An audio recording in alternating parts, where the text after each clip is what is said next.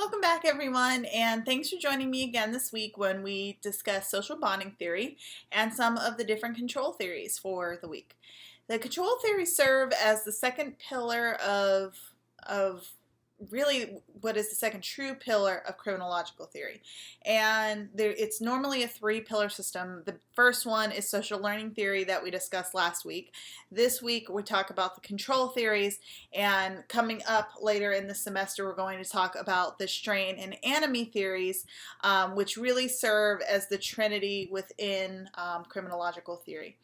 And these are the most commonly used different types of theories. They're the most empirically supported, and they really serve as the true general theories within the discipline.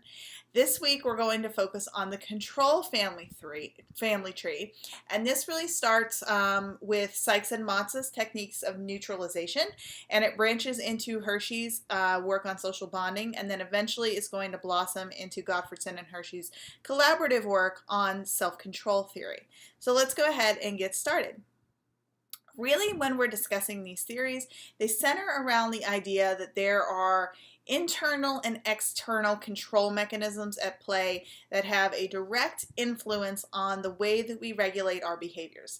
For instance, internally, we have the ability to desist from engaging in law-abiding behaviors because we cannot stop ourselves from doing something. Right? Call it self-control, willpower, the desire not to get caught, whatever you really want, but there's something internally that's happening that is keeping us from engaging in crime. Externally, there are different control mechanisms also that prevent us from engaging in certain behaviors.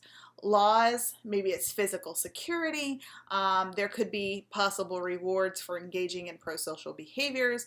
Regardless of which one is effective for you as an individual, the control theory suggests that there is some sort of stimuli taking place that is at work that keeps us from engaging in said behaviors. Control theories come from a slightly different point of explanation. Really, when we're talking about traditional theories, they're explaining why we do commit crime, and control theories explain why we choose not to commit crime or how we justify our behaviors. So beginning with the techniques of neutralization, we have Gresham Sykes and David Matza, and they're going to publish their theory on the techniques of neutralization after they originally began working on Sutherland's differential association theory.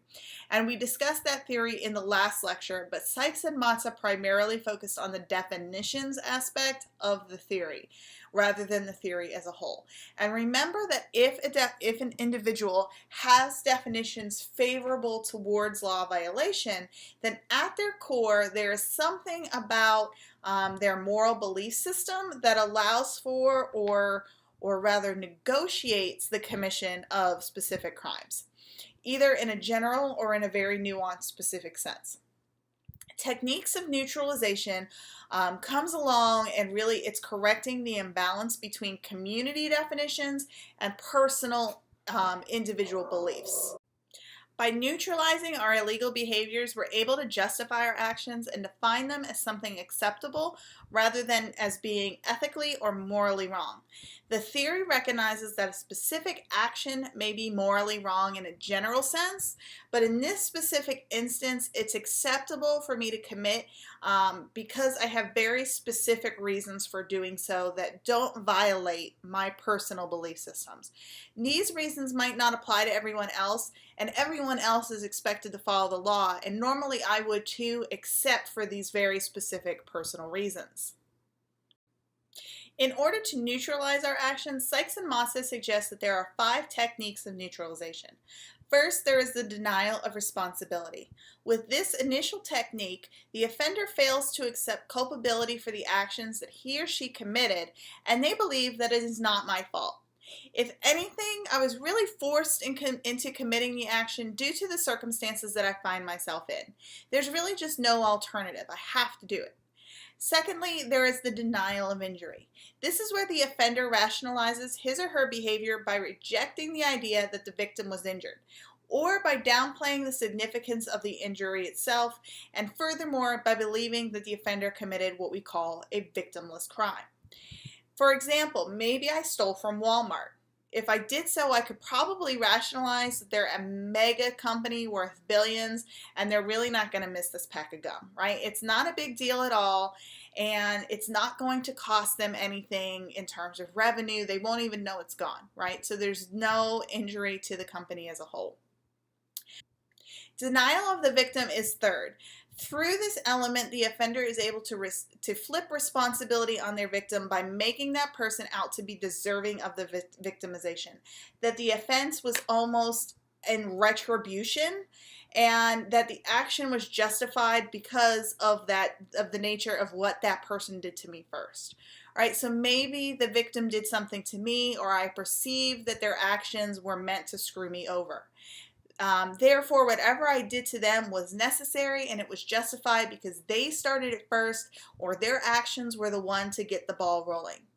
Next is the condemnation of the condemners, in which the offender, quote, shifts the focus of attention from his own deviant actions to the motives and the behaviors of those who disapprove of his violations. And that's a quote taken directly from the original Sykes and Matza piece in 1957. And what this final element of the techniques of neutralization suggests is that society is actually condemning me because they don't understand the reasons why I had to commit this crime, or that the system in general is just out to get me. And without getting into a huge discussion about drug crimes and whether certain things should be legalized, you hear this argument a whole lot with drug offenders in particular. Everyone used to smoke marijuana in the 60s and 70s.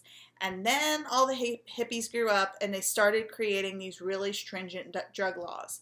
The system created this crime as a way to keep certain racial groups down, and then society is surprised and shocked when these types of offenses occur, or when there's a higher proportion of minority offenders who are getting arrested.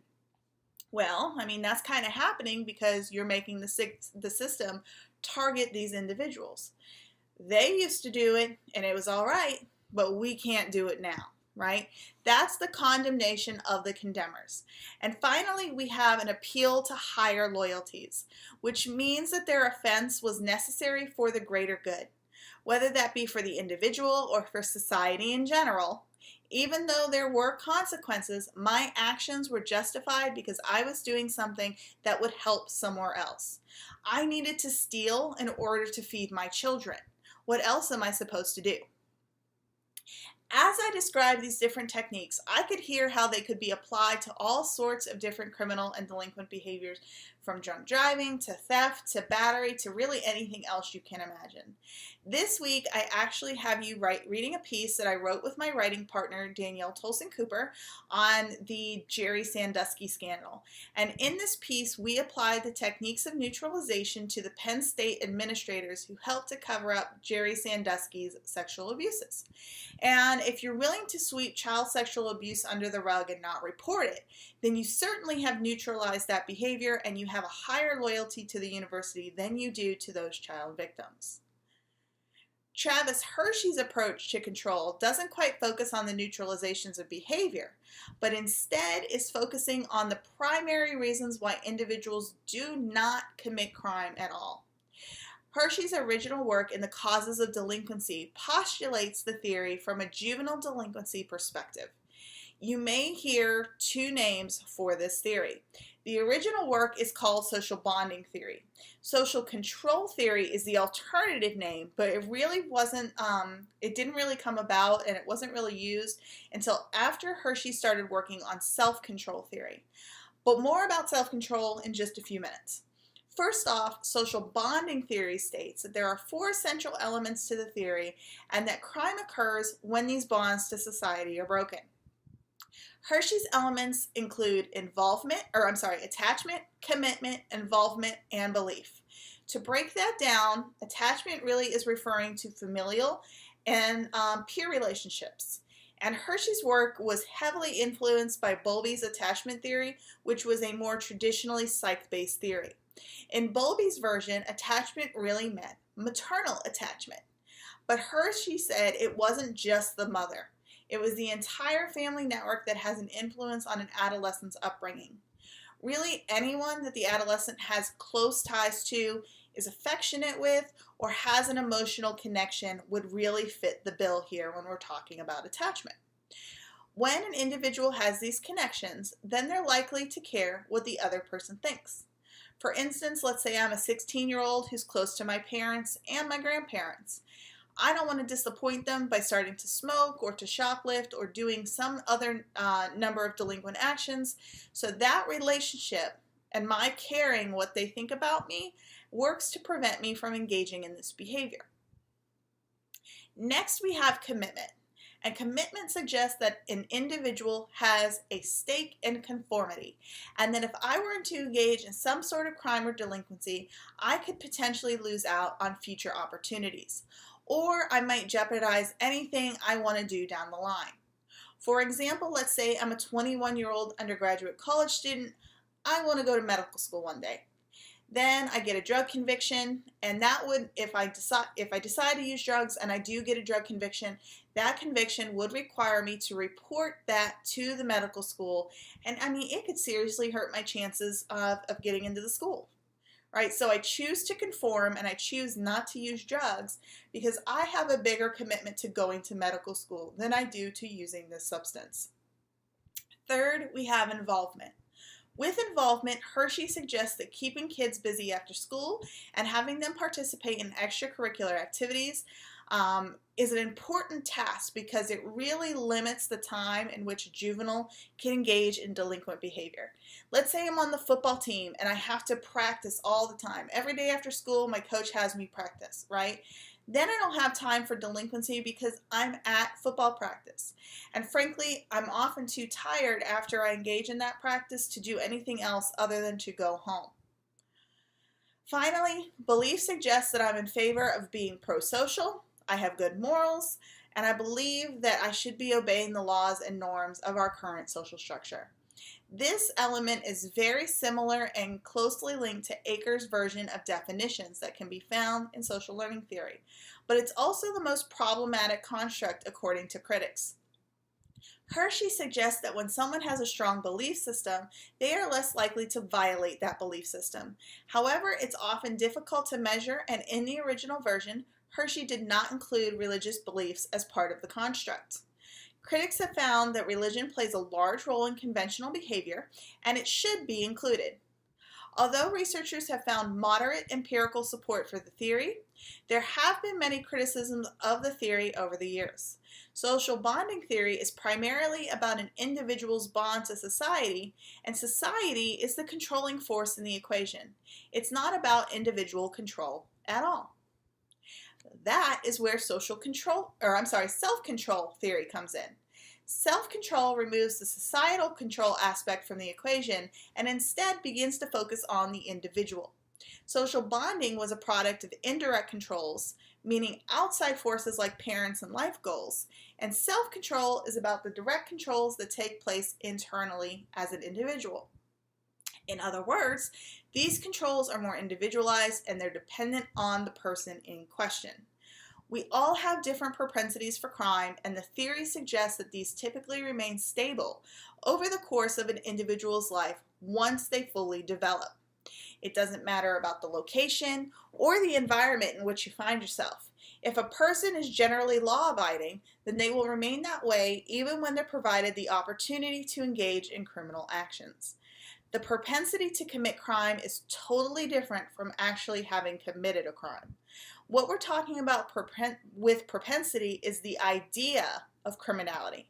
Criminality is comprised of a number of different variables that increase the likelihood that you might commit crime.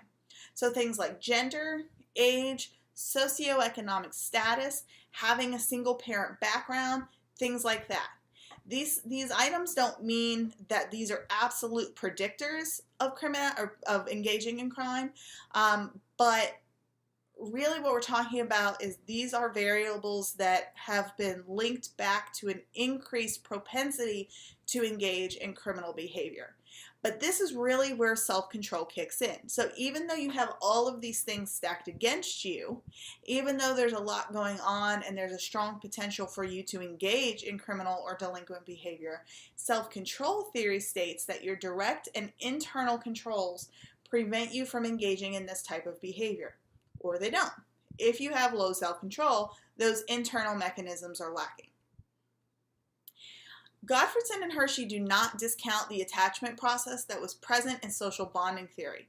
Instead, they state that the original source of low self-control is the lack of socialization that should be occurring during early developmental phases in childhood. Parents are responsible for making sure that their children are properly socialized. It is also their responsibility to recognize signs of low self-control in their children and to make sure that they are teaching their children not to act impulsively, to exercise patience, and to punish or discipline their children when they are not acting accordingly. Typically, when parents are criminal or deviant, their children will model the behavior of their parents, and they will have an increased likelihood or propensity towards criminal behavior themselves. Individuals with high levels of self-control can see the big picture. They're looking at things in the long term. They're able to visualize what needs to happen beyond the present moment. Low self-control individuals are classified by impulsivity and are all about the here and now. Self-control has held up better in the empirical test compared to social bonding theory and is now one of the big three theories that we have within the discipline. Social learning theory, general strain, and self-control theory are the three main contemporary theories that the discipline uses. Within testing for self-control, Grasmick and colleagues developed a 23-item scale to measure and test self-control as a variable construct. From those 23 items, there were 6 different dimensions that work together to measure self-control as a single construct. Those 6 dimensions are as follows. 1. Impulsivity. 2. Preference for simple tasks. 3. Risk-seeking. 4. Physicality. 5. Self-centeredness. And 6. Having a bad temper. The Grasmick Scale is one of the most reliable and most frequently tested scales that the discipline has.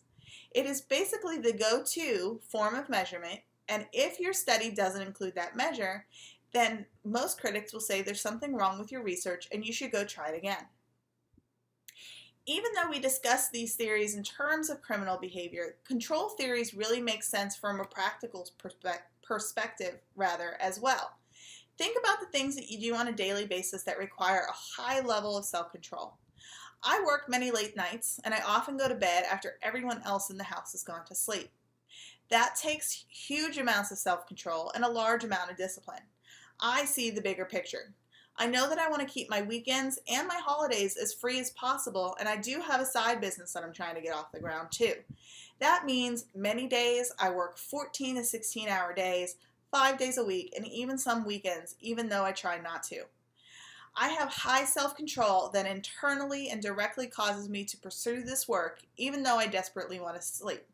The low self-control part of me then orders Chinese food for dinner, because I'm too busy to cook dinner some nights, and that's balance, people. You need a little bit of both, even though we can't do that all the time, right? Everything in moderation, especially egg rolls.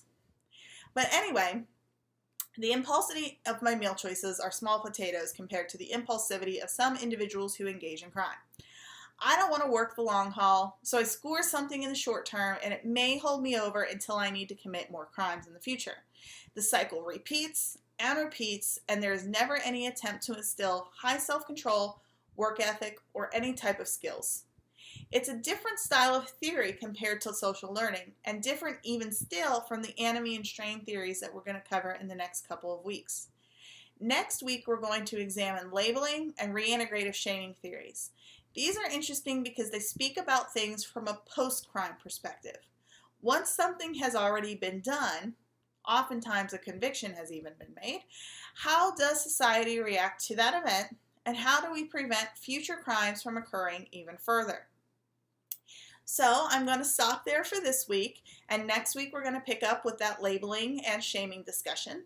So I just want to thank you all for your time and your attention, and I hope you have a great rest of the day. As always, please let me know if you guys have any questions about this theory or anything else that's happening in the class. Thanks again, and I'll see you soon. Bye!